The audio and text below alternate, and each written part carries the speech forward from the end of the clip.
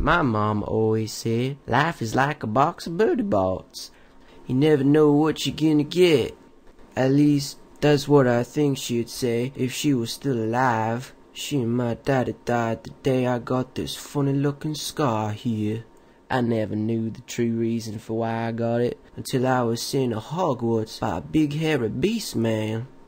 I remember the train ride on the first day of school like it was yesterday. This seat's taken.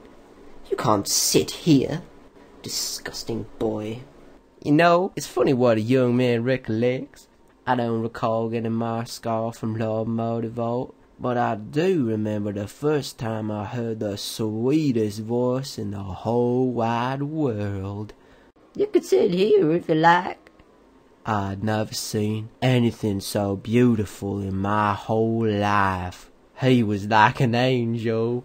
From that day on, we were always together. Ron and me was like pumpkins and pixies. Now, you wouldn't believe it if I told you, but one of the first things I learned at Hogwarts was I could fly like the wind blows.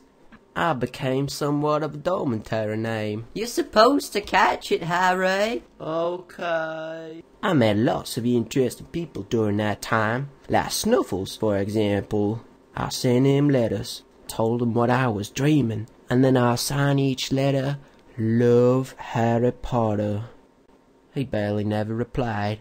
I figured it was a struggle for him to hold a quill, while him having dog paws and all. Another memorable time was when I met a boy called Cedric Diggory. He was with me in a graveyard, and for no particular reason at all, he kicked the bucket.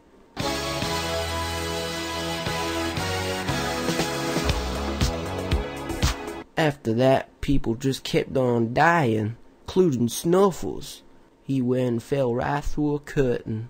If I'd have known that was gonna be the last time we was gonna talk, I'd have thought of something better to say. My name ain't James, you fucking dipshit.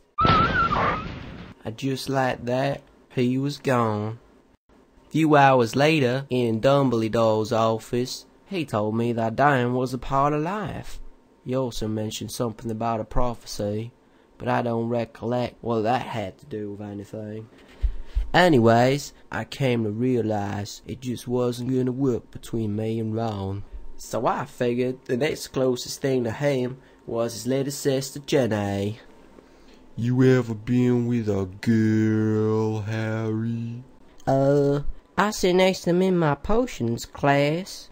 Speaking of potions class, they was run by Professor Severus Snape. He was a mean old man. At least I thought he was. It transpired that he'd been looking out for me all those years. After the war ended, me and Jenny was ready for settling down, even though we pretty much had no romantic cold chemistry throughout my entire years of school. Oh well, at least me and Ron are all part of one big ginger family now. And that's all I gotta say about that.